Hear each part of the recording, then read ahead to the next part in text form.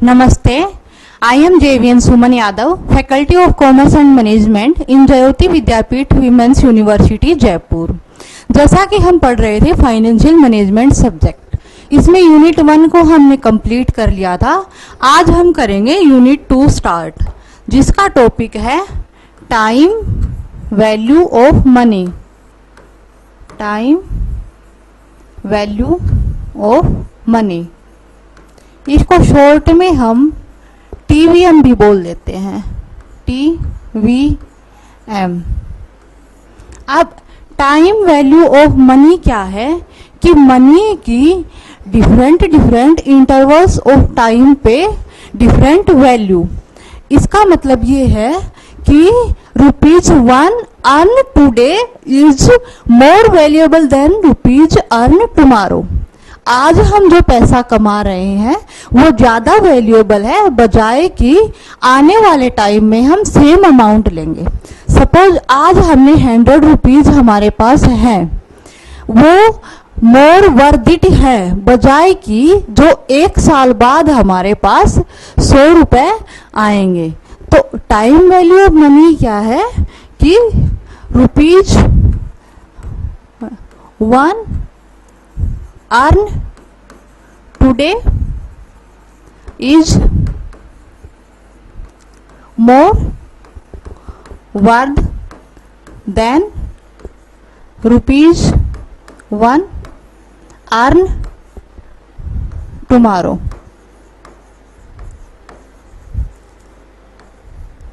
अब जो time value of money है उसको मेनली 3 फैक्टर अफेक्ट करते हैं कि जो है टाइम वैल्यू ऑफ मनी है वो क्यों है। इसके लिए मेन जो है 3 फैक्टर रिस्पॉन्सिबल हैं। वो कौन से हैं? 3 factors responsible for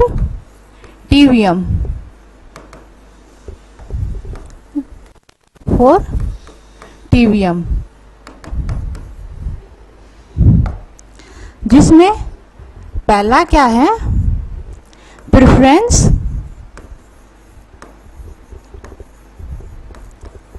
towards present consumption.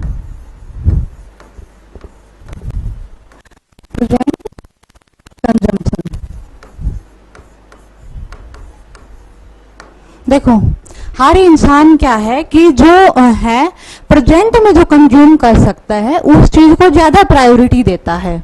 Suppose कोई एक्स नाम का पर्सन है, उसके पास 2 ऑप्शन है कि वो या तो आज के दिन वो एक फ्रिज खरीद सकता है या फिर 2 साल बाद। तो वो किसको ज्यादा प्रायोरिटी देगा कि मैं आज के दिन ही खरीद सकूं। तो इसमें क्या है कि हर इंसान जो प्रेजेंट कंजम्पशन है उसको ज्यादा प्रायोरिटी देता है कि जो प्रेजेंट में जो उसके पास पैसे हैं उससे वो प्रोडक्ट खरीद पाए, बजाय कि वो आने वाले साल या फिर 2 साल बाद जो खरीदेगा उसके बजाय आज के दिन खरीदने में ज्यादा प्रायोरिटी देता है। हमारा इसमें सेकंड क्या है कि इंटरेस्ट रेट।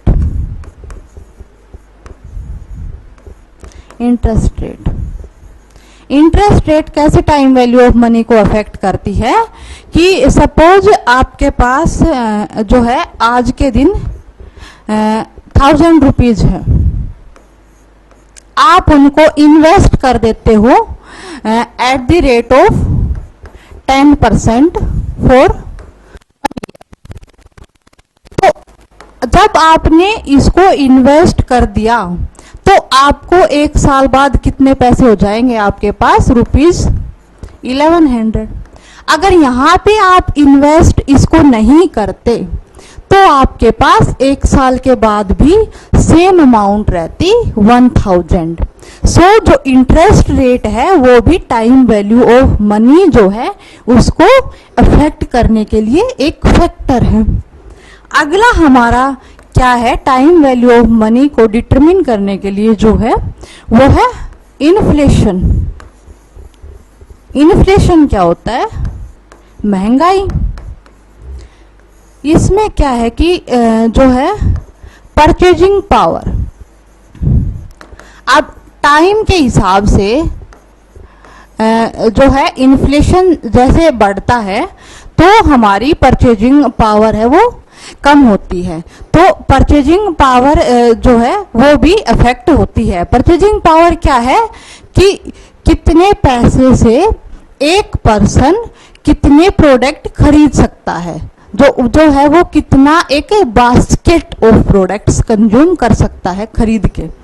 तो ये है परचेजिंग पावर कि वो आज के दिन 100 रुपीज में कितने प्रोडक्ट्स खरीद पा रहा है, उसको कंपेयर करेंगे कि वो आने वाले टाइम में सेम 100 रुपीज से कितने प्रोडक्ट खरीद रहा है। तो आने वाले टाइम में वो एक साल बाद उन्हीं 100 रुपीज से कुछ चीजें कम खरीद पाएगा, मीन्स कि उसकी जो परचेजिंग पावर है वो कम हुई है। किस कारण? Due to increase in inflation. तो आज के दिन उसकी परचेजिंग पावर क्या है? ज्यादा है। आज के दिन वो उस 100 रुपीज से ज्यादा चीजें खरीद पा रहा है। तो ये जो है मेन 3 फैक्टर्स थे जो रिस्पॉन्सिबल है टाइम वैल्यू ऑफ मनी को डिटरमिन करने के लिए। अब ये हमने देख लिया। अब हम देखते हैं कि जो टाइम वैल्यू ऑफ मनी है उसमें हमें जो डिफरेंट जो कैश फ्लोज हैं कि आज के दिन जो हमारे पास पैसे हैं उसको हम जो फ्यूचर में हमें मिलेंगे उसको कैसे कंपेयर करेंगे। ऐसे तो हम कंपेयर सीधा नहीं कर सकते हैं, तो उसको कंपेयर करने के लिए या फिर उसको कैसे इक्विवेलेंट रखेंगे। देखो मेरा कहने का मतलब ये है कि जो आज हमारे पास 1000 रुपीज हैं उनको हम आने वाले 2 साल के बाद जो 1000 की वैल्यू होगी उन दोनों को इक्विवेलेंट रखने के लिए, उन दोनों को कंपेयर करने के लिए कैसे करेंगे, उसके लिए हमारे पास 2 टेक्निक्स आती हैं। तो वो है टेक्निक्स इन्वॉल्व्ड इन टीवीएम। तो वो कौन सी 2 टेक्निक है? फर्स्ट तो होती है हमारे पास कंपाउंडिंग,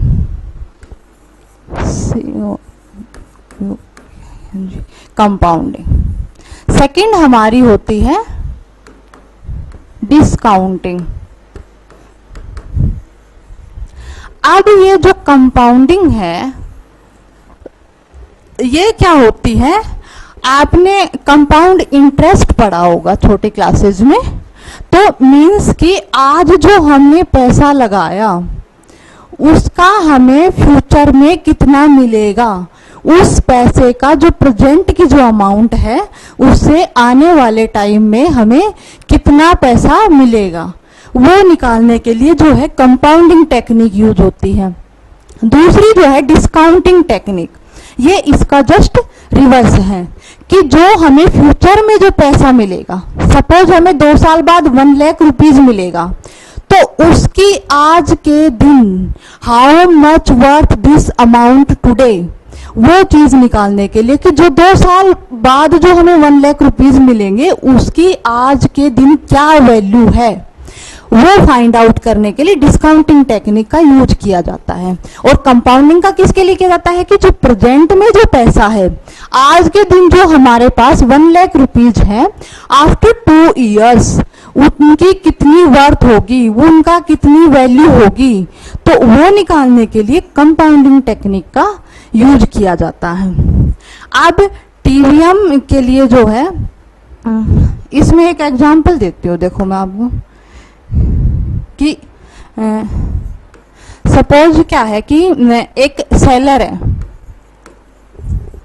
ठीक है, उसने फ्रिज बेचा कितने रुपीज का? 10,000 का उसने फ्रिज बेचा, ठीक है। एक्स नाम का एक बायर है जो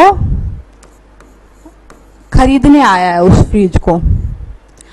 अब क्या है कि उसके पास 2 ऑप्शन है कि या तो वो 10,000 आज ही पे कर दे कि टुडे, या फिर वो आफ्टर 1 ईयर उसको सेलर को 10,000 पे कर रहा है। अब इसमें देखो, इन दोनों में से कौन सा वर्थ इट है? आप सोच के देखिए, जो आज के दिन जो पेमेंट करिए वो ज्यादा वर्थ इट है, बजाय कि जो एक साल बाद 10,000 देगा। कैसे? कि सपोज उसने 10,000 आज पे कर दिए, उनको सेलर ने क्या करा, इन्वेस्ट कर दिया एट द रेट ऑफ 10% से।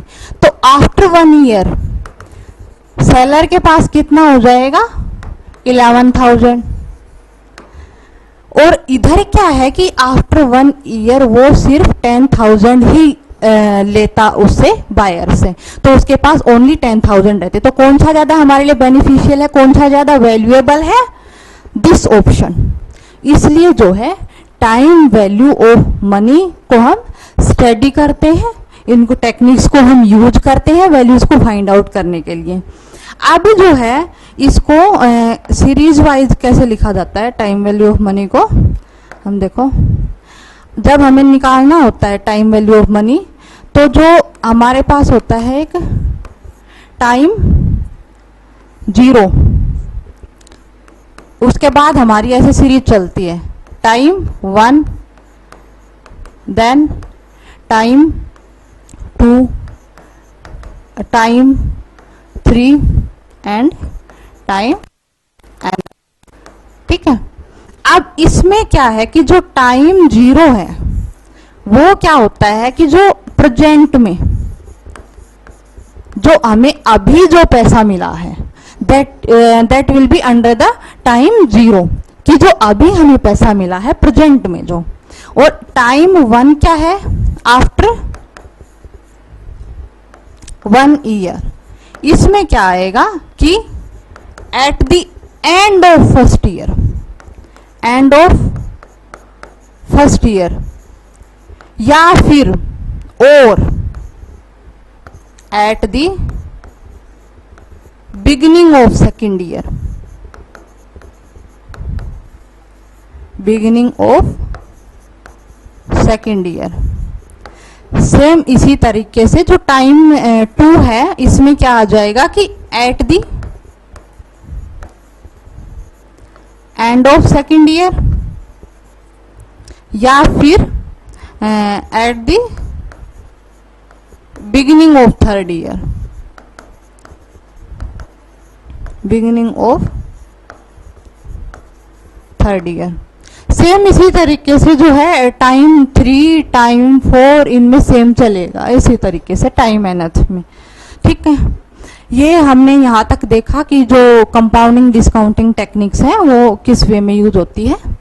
अब हम देखते हैं कि जो टीवी हम है इसमें कुछ नोटेशंस हैं जिन्हें हमें जानना है। नोटेशंस वो क्या क्या है? एक है पीवी। पीवी का मतलब क्या है? पीवी का मतलब है प्रेजेंट वैल्यू।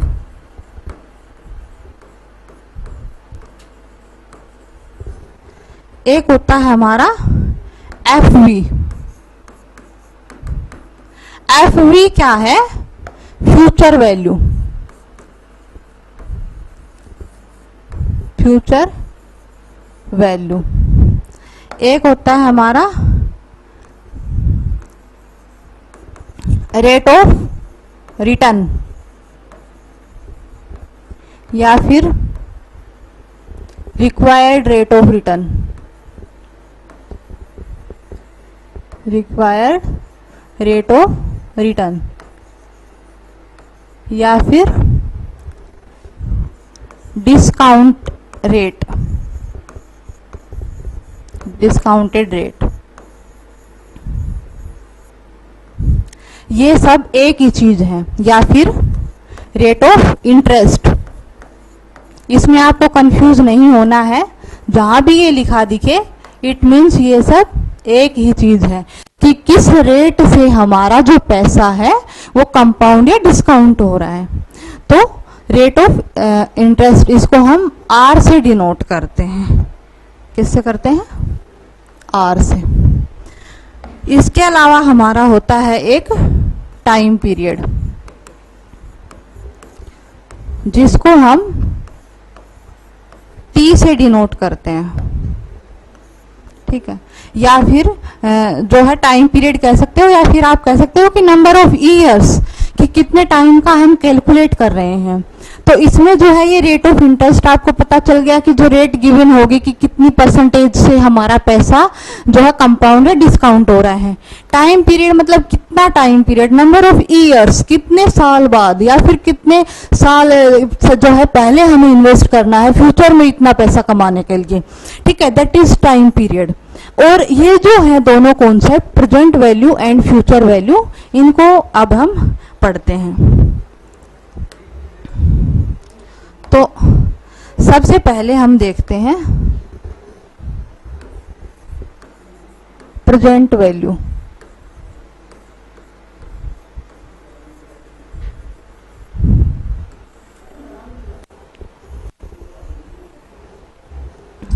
प्रेजेंट वैल्यू क्या है कि प्रेजेंट में वैल्यू उसकी, कि हमें जो पैसा मिलेगा 2 साल बाद या 5 साल बाद, जो फ्यूचर में जो पैसा मिलेगा उसकी प्रेजेंट में आज के दिन उसकी क्या वैल्यू है, उसको फाइंड आउट करने के लिए जो है प्रेजेंट वैल्यू का कॉन्सेप्ट यूज होता है।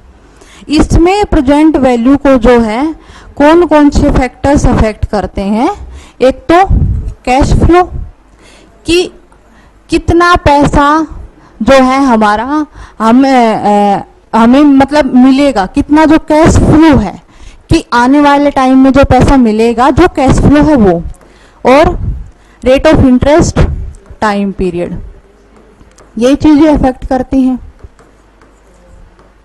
तो इसमें क्या है कि जो है प्रेजेंट वैल्यू का मतलब कि आज हमें जो है कितना पैसा मिलेगा, तो इसका एक फॉर्मूला होता है, वो क्या होता है, इसको हम P से डिनोट करते हैं, जैसे हमने देखा पीछे कि P इज इक्वल टू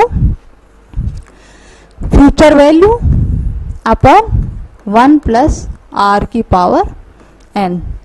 अब P तो हमने देख लिया कि प्रेजेंट वैल्यू है, F भी हमने देखा था पीछे कि जो है फ्यूचर वैल्यू है, R रेट ऑफ इंटरेस्ट है, n जो है वो नंबर ऑफ टाइम पीरियड्स है। तो इस हिसाब से हम, इस फॉर्मूले के हिसाब से हम प्रेजेंट वैल्यू निकाल सकते हैं।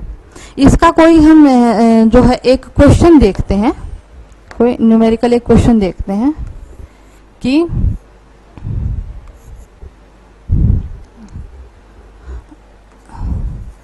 सपोज हमें क्या है कि 1 लाख रुपीज चाहिए, रुपीज 1 लाख,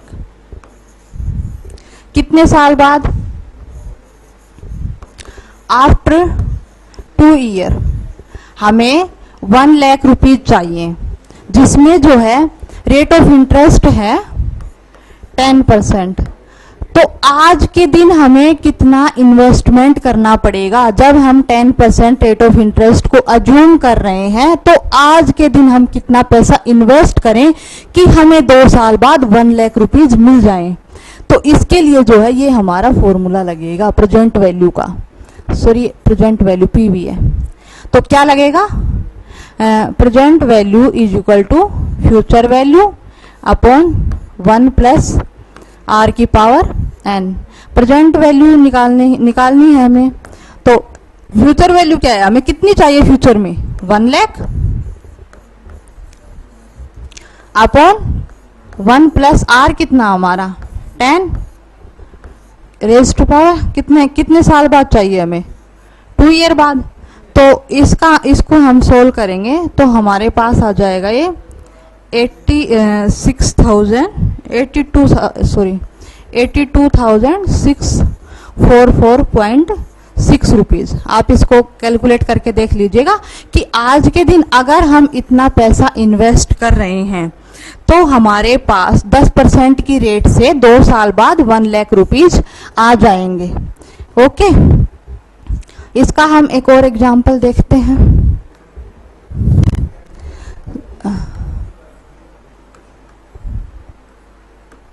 कि आज के दिन हम कितना पैसा इन्वेस्ट करें कि आने वाले आफ्टर 3 ईयर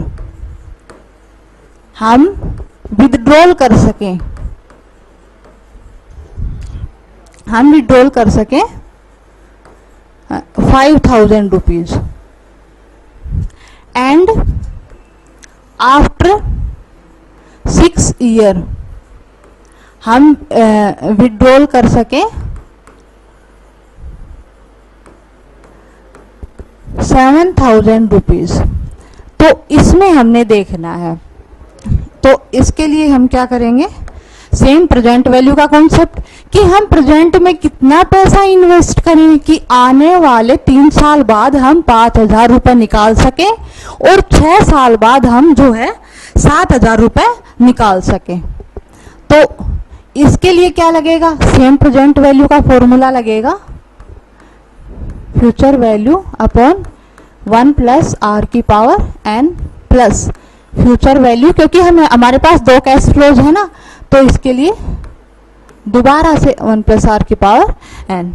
अब कैसे सोल्व होगा ये, फ्यूचर वैल्यू हमें कितनी चाहिए, फर्स्ट में 5,000 rupees, 1 plus R rate of interest हमारा जो है क्या क्या है यहाँ पे, सपोज हम 8% ले लेते हैं यहाँ पे कि 8% की रेट से, ठीक है। तो 1 प्लस 8 आर जो है की पावर एन, इधर भी फ्यूचर वैल्यू कितनी है, हमें कितनी चाहिए 7,000 अपॉन 1 प्लस आर कितना हमारा 8, ये 8% है ना, तो 8 के अपॉन में 100 हो जाएगा, इसकी power n, number of time period कितना है 6 और यहाँ पे कितना हो जाएगा 3। अब इसको हम इस हिसाब से पूरे को कैलकुलेट कर लेंगे, तो जो पैसा हमारे पास आएगा उतना पैसा आज के दिन हमने इन्वेस्ट करना है, जिससे हमें आने वाले 3 साल बाद जो है 5,000 रुपये निकाल सके और आने वाले 6 साल बाद हम इसमें 7,000 रुपीज निकाल सके। अब इसमें हमने देखना है कि जो प्रेजेंट वैल्यू है उसकी एप्लीकेशंस क्या है, कि प्रेजेंट वैल्यू का यूज कहाँ कहाँ हो सकता है। इसका जो है वो है वैल्यूएशन ऑफ स्टॉक। स्टॉक क्या है कि जो शेयर्स हैं उनका कॉम्बिनेशन, कि बहुत सारे शेयर्स का कॉम्बिनेशन, कि जो उनका जो हम वैल्यूएशन करेंगे तो उसमें हम निकाल सकते हैं।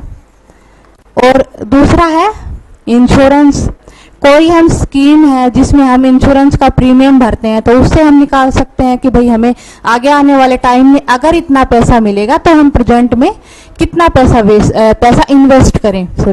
अगला क्या है पेंशन फंड, उसमें भी हम हमारा आइडिया लगा सकते हैं कि हमें जो फ्यूचर में पैसा मिलेगा लमसम, तो आज के दिन हमने कितना इन्वेस्ट करने की जरूरत है।